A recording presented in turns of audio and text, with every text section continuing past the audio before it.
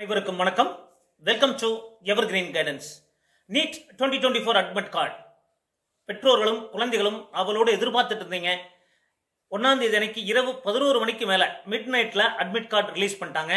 நிறைய மாணவர்கள் டவுன்லோட் பண்ணியிருப்பீங்க. ஒரு சில குழந்தைகளால டவுன்லோட் பண்ண முடியல, எரர் வருது அப்படின்னு சொல்லியிருக்காங்க. ஸோ பயப்பட வேண்டாங்க, பொறுமையா இருங்க. கண்டிப்பா நெட்வொர்க் ப்ராப்ளம் இருக்கலாம், ஒரு சிஸ்டம் ப்ராப்ளம் இருக்கலாம். கண்டிப்பா உங்களுக்கு அதை ரெடி பண்ணி கொடுத்துருவாங்க. நீங்க பொறுமையா வெயிட் பண்ணீங்கன்னா அட்மிட் கார்டு எடுத்துடலாம். ஸோ இந்த அட்மிட் கார்டு எடுத்த பின்பு நீங்க முதல்ல செய்ய வேண்டிய வேலை, இந்த அட்மிட் கார்டை சாஃப்ட் காப்பியை மெயிலில் அட்டாச் பண்ணிடுங்க, மறந்துடாதீங்க. அடுத்து இந்த வீடியோவில் மாணவர்கள் பொதுவாக என்னென்ன தவறுகள் பண்ணுவாங்க அப்படிங்கிறத இந்த வீடியோவில் பார்க்க போகிறோம். ஸோ என்னென்ன டீட்டெயில்ஸ் எல்லாம் நீங்கள் கரெக்டாக ஃபில் பண்ணணும் அப்படிங்கிறதையும் பார்த்துடலாம். ஸோ இந்த மாதிரி நிறைய வீடியோக்கள் அப்லோட் பண்ணிட்டே இருப்போம். எங்கள் வீடியோஸ் எல்லாம் பிடிச்சிருந்தா லைக் பண்ணி ஷேர் பண்ணுங்க, எங்கள் சேனல் பிடிச்சிருந்தா சப்ஸ்கிரைப் பண்ணுங்க. ஸோ இது வரைக்கும் நீங்கள் அப்ளிகேஷன் நம்பர் யூஸ் பண்ணியிருப்பீங்க. அது நீங்கள் அட்மிட் கார்டு டவுன்லோட் பண்ணுறக்கும், சிட்டி சென்டர் டவுன்லோட் பண்ணுறக்கும், ஸோ எல்லா கம்யூனிகேஷனுக்காகவும் நீங்கள் நீட் அப்ளிகேஷன் நம்பர் யூஸ் பண்ணியிருப்பீங்க. இனி அதை மறந்துடுங்க. இனி நீங்கள் ரோல் நம்பர் தான் யூஸ் பண்ணணும். தமிழ்நாடு பொறுத்த வரைக்கும் 4 சீரீஸில் ஆரம்பிச்சிருக்கோம்.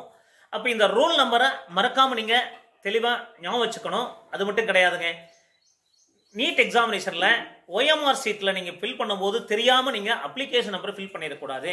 அப்போது ரோல் நம்பர் தான் ஃபில் பண்ணுற சுச்சுவேஷன் வரும். அப்போ இதெல்லாம் நீங்கள் மறக்காமல் தெளிவாக இருக்கணும். இனிமேல் ரோல் நம்பர் தான் யூஸ் பண்ணணும் அப்படிங்கிறத புரிஞ்சுக்குங்க. ஸோ நிறைய இன்ஃபர்மேஷன் ஃபர்ஸ்ட் பேஜில் கொடுத்துருக்காங்க. ஸோ உங்களுடைய சிக்னேச்சர் ஆல்ரெடி வந்திருக்கும். பாஸ்போர்ட் சைஸ் ஃபோட்டோகிராஃப் அது அதுலேயே உங்களுக்கு பிரிண்டில் வந்திருக்கும். அப்போது நீங்கள் கலர் பிரிண்ட் எடுக்கிறதா பிளாக் அண்ட் ஒயிட் எடுக்கிறதாங்கிற சந்தேகம் வரும்.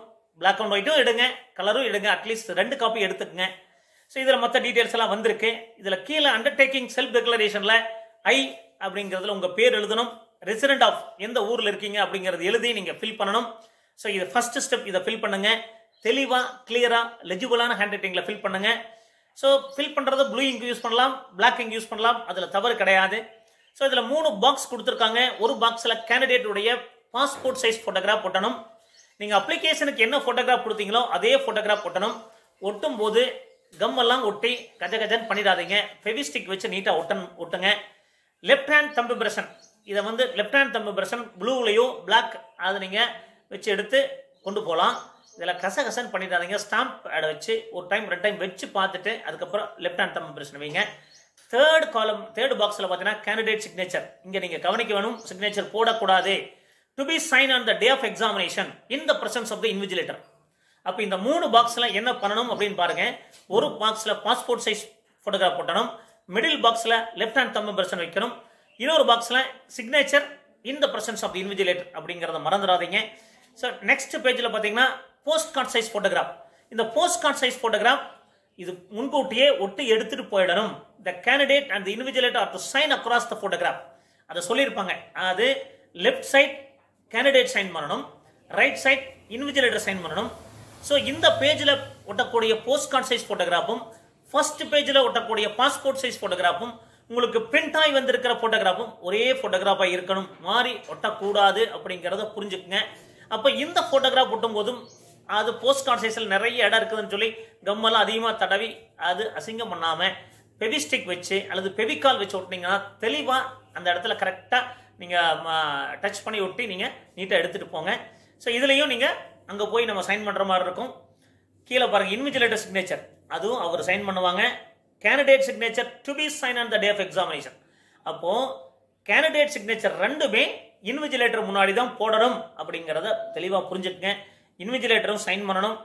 ஸோ இந்த அட்மிட் கார்டை நீங்கள் ஹேண்ட் ஓவர் பண்ணும்போது இதெல்லாமே இருக்கான்னு தரவை செக் பண்ணி பார்த்துட்டு ஹேண்ட் ஓவர் பண்ணுங்கள். ஸோ இது காமன் மிஸ்டேக்ஸ், அது நம்ம செக் பண்ணாமல் கொடுத்துருவாங்க. அப்போது இதில் ஃபோட்டோகிராஃபில் தேவையான இடத்துல கரெக்டாக ஒட்டுங்க. சைன் பண்ண வேண்டியதெல்லாம் கரெக்டாக சைன் பண்ணுங்க. அப்போது இந்த அட்மிட் கார்டை எலாங் வித் எல்லா பேஜையும் கொண்டு போகணும் அப்படிங்கிறத புரிஞ்சுங்க. ஃபர்ஸ்ட் பேஜ் மட்டும் எடுத்துகிட்டு போகக்கூடாது, 3 பேஜஸையும் நீங்கள் எடுத்துகிட்டு போகணும் அப்படிங்கிறத புரிஞ்சுக்குங்க. அது இம்பார்ட்டன்ட் இன்ஸ்ட்ரக்ஷன்ஸ்னு பார்த்தீங்கன்னா டைமுக்கு நீங்கள் போயிடுங்க. அட்மிட் கார்டு கண்டிப்பாக 3 பேஜ் எடுத்துகிட்டு போகணும். ஒரு 2 hours முன்னாடியே போயிடுங்க. க்ளோசிங் டைமுக்கு அப்புறம் அலோவ் பண்ண மாட்டாங்க. 1:30க்கு அப்புறம் அலோவ் பண்ண மாட்டாங்க. எக்ஸாமினேஷன் 5:20 தான் முடியும். 5:20 PM அதுக்கப்புறம் தான் வெளியே அலோவ் பண்ணுவாங்க. ஸோ அது வரைக்கும் நீங்கள் பொறுமையாக இருந்து எல்லாத்தையும் ப்ராப்பராக ஹேண்ட் ஓவர் பண்ணிட்டு வரணும். அவசரப்பட்டு நீங்கள் ஓடி வந்துடக்கூடாது. So all the candidate are required to download carefully read the instructions in the admit card. இத பொறுமையா படிச்சு பார்க்கணும். இத தான் நம்ம சொல்லிட்டு இருக்கோம். So admit cardல center first pageல center details இருக்கும், self declaration இருக்கும், second pageல postcard size photograph இருக்கும், third pageல important instructions இருக்கும். So இதெல்லாமே all the pages நீங்க டவுன்லோட் பண்ணி எடுத்துட்டு போங்க. So admit card is a provisional. இதுக்காக நம்ம admit card வந்துருச்சுங்கறதுக்காக நம்ம eligibility claim பண்ண முடியாது. So verify the location of the examination venue. எந்த ஊர்ல எழுதுறீங்கன்னு தெரிஞ்சிருக்கும், எந்த சென்டர்ல எழுதுறீங்கறத முன்கூட்டியே நீங்க போய் பாத்துருங்க. குழந்தைக்கு போறதுக்கு டைம் இருக்காது, பெற்றோர்கள் போய் முன்கூட்டியே பார்த்து வச்சுட்டு வந்துறது பெட்டரா இருக்கும். அப்போ அங்க வந்து நம்ம எக்ஸாமினேஷன் செக்ஷன்ல நிறைய வெரிஃபிகேஷன் பண்ணுவாங்க. ஸோ அதுக்கெல்லாம் நீங்க தயாரா போகணும். என்ன கொண்டு போகணும், என்ன கொண்டு போக கூடாதுன்னு போட்டிருக்காங்க. So no candidate would be allowed to enter the examination without admit card. admit card இருந்தா தான் விடுவாங்க. வேலிட் ஐடி ப்ரூஃப் வேணும். இதெல்லாம் தரவை செக் பண்ணுவாங்க. ஸோ ஹேண்டில்டு மெட்டல் டிடெக்டர் வச்சு தான் HHMD அப்படிங்கிறத வச்சு தான் செக் பண்ணுவாங்க. ஸோ என்னென்ன கொண்டு போகலாம்னு ஆல்ரெடி போட்டிருக்கோம். Personal transparent water bottle, additional photograph, passport size to fix on the attendance sheet, admit card along with the self declaration form as well as duly filled in postcard size photo ஒட்டி இருக்கணும். So எல்லா பேஜும் எடுத்துட்டு போங்க. PWD certificate எடுத்துட்டு போகணும். அப்போ PWD certificate எடுத்துட்டு போனதுக்காக நம்ம அட்மிஷன் கிளைம் பண்ண முடியாது. அட்மிட் கார்டு இருக்குதுங்கிறக்காக நம்ம எலிஜிபிலிட்டி கிளைம் பண்ண முடியாதுன்னு தெரிஞ்சுக்கங்க. ஸோ எந்த இடத்துல போட்டோ ஒட்டணும், எந்த இடத்துல லெஃப்ட் ஹேண்ட் தம்பு பிரச்சனை வைக்கணும், எந்த இடத்துல சைன் போடக்கூடாது அப்படிங்கிறதையும் பார்த்துக்குங்க. ஸோ வேலிட் ஐடென்டிட்டி ப்ரூஃப் முடிஞ்ச வரைக்கும் ஆதார் கார்டு எடுத்துட்டு போங்க. ஒருவேளை ஆதார் கார்டு ஆதார் இருந்தாலும் எடுத்துக்கலாம். ரேஷன் கார்டில் போட்டோ இருக்காது. ஒருவேளை Aadhaar enrol number with photograph இருந்தாலும் நீங்க எடுத்துட்டு போகலாம். அதர் ஐடென்டிட்டி ப்ரூஃப் பார்த்தீங்கன்னா பேன் கார்டு எடுத்துட்டு போகலாம். டிரைவிங் லைசன்ஸ் உங்களுக்கு இருந்தால் எடுத்துட்டு போகலாம். Voter ID, 12th admit card, 12th admit கார்டுனா உங்களுக்கு ஹால் டிக்கெட்னு சொல்லுவோம். ஸோ பாஸ்போர்ட் இந்த மாதிரி டாக்குமெண்ட்ஸ் எல்லாம் எடுத்துட்டு போகலாம். பட் ஆதார் கார்டு கொண்டிருக்கிறது பெட்டராக இருக்கும். ஸோ PWD கேண்டிடேட் சர்டிஃபிகேட் கொண்டு போக வேண்டி இருக்கும். The candidate not allowed to carry any personal belongings. அது personal belonging mobile phone, microphones, other electronic devices, banned items, prohibited items. உங்களுக்கு ஆல்ரெடி பேட் ஐட்டம்ஸ் எல்லாம் சொல்லியிருக்காங்க. ஸோ அந்த ஐட்டம்ஸ் எல்லாம் எதுவும் கொண்டு போக முடியாது. அதை தரவா செக் பண்ணுவாங்க. அடுத்து மிக முக்கியமான சந்தேகம், பிளாங்க் பேப்பர் கொடுப்பாங்களா சார் ரஃப் ஒர்க் பண்றதுக்கு? தரமாட்டாங்க. டெஸ்ட் புக்லெட்ல லாஸ்ட் பேஜ்ல உங்களுக்கு ரஃப் ஒர்க் பண்றதுக்கான ஸ்பேஸ் ப்ரொவைட் பண்ணியிருப்பாங்க. அந்த ஸ்பேஸ்ல தான் நீங்க ரஃப் ஒர்க் பண்ணணும். அது டெஸ்ட் புக்லெட்ல நீங்க எந்த ரஃப் ஒர்க்கும் பண்ணாதீங்க. லாஸ்ட் பேஜ் 2 பேஜஸ் கொடுத்துருப்பாங்க, அந்த பேஜில் நீங்க ரஃப் ஒர்க் பண்ணலாம். So no candidate should adopt unfair means of, அது தேவையில்லாம அன்ஃபேர் எக்ஸாமினேஷன் ப்ராக்டிஸ் பண்ணீங்க அப்படின்னா அது வந்து சிசிடிவி கேமராவில் வாட்ச் பண்ணுவாங்க. ஸோ இதெல்லாம் நீங்க தெளிவாக புரிஞ்சுக்கணும். On completion of the test hand over OMR sheet, both original and office copy. அப்போ அந்த OMR சீட்ல இன்விஜிலேட்டர் சைன், உங்க சைன், டீடைல்ஸ் எல்லாம் கரெக்டாக ஃபில் பண்ணிருக்கான்னு பார்த்துக்குங்க. And take away only the test booklet. Test booklet மட்டும் தான் கொண்டு போக முடியும். அப்போ அட்மிட் கார்டை அதுக்காக தான் நீங்க சாஃப்ட் காப்பி வச்சுக்கோன்னு சொல்றோம். No bio breaks will be allowed during the first 1 hour after beginning of the examination and last half an hour of the examination. Apart from biometric utterance, அது நீங்க candidate செக் பண்ணி biometric utterance will be taken again on entry from the bio break toilet. அந்த மாதிரி toilet break போறீங்க அப்படின்னா அது will be allowed during first, அது no bio break first 1 hour allow பண்ண மாட்டாங்க, last half an hour allow பண்ண மாட்டாங்க. ஸோ அதுக்கு முன்னாடி ஏதாவது நீங்க போனீங்க அப்படின்னா அது மேபி உங்களுக்கு பயோமெட்ரிக் அட்டெண்டன்ஸ் வச்சு அலோவ் பண்ணுவாங்க. பட் இதெல்லாம் நீங்க மெடிக்கல் கிரவுண்ட் இருக்கிறவங்களுக்கு தேவைப்படலாம். அடுத்தது மிக முக்கியமான important advisories to the candidate சொல்லியிருக்காங்க. So candidates are not indulge use of unfair means impersonation. Candidate found using unfair means strict action எடுப்பாங்க. இந்த மிக முக்கியமான ஒரு இன்ஸ்ட்ரக்ஷன் கொடுத்துருக்காங்க. NTA uses AI based real time analytical tools and technologies. Artificial intelligence based tools use பண்ணி CCTV recordings எல்லாம் watch பண்ணுவாங்க.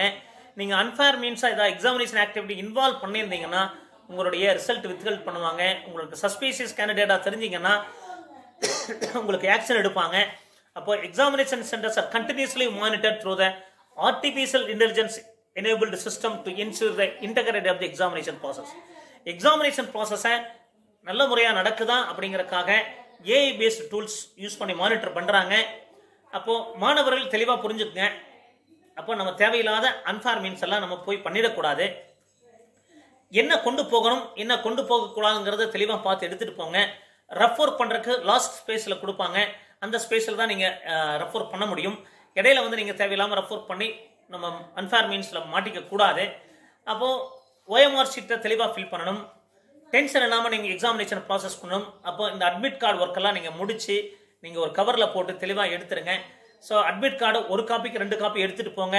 Identity proof கூட நீங்கள் ஆதார் கார்டு ப்ளஸ் இது இனி ஒரு ஐடென்டிட்டி ப்ரூஃப் எடுத்துகிட்டு போய்க்குங்க. அப்போ இதில் உங்களுக்கு பயம் இருக்காது.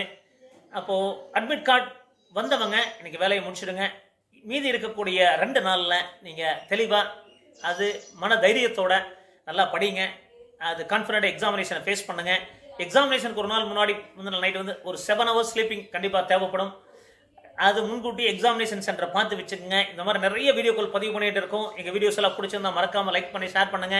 எங்கள் சேனல் பிடிச்சிருந்தா சப்ஸ்கிரைப் பண்ணுங்க. ஸோ மீண்டும் ஒரு நல்ல பதிவுடன் உங்களை சந்திக்கின்றேன். நன்றி, வணக்கம்.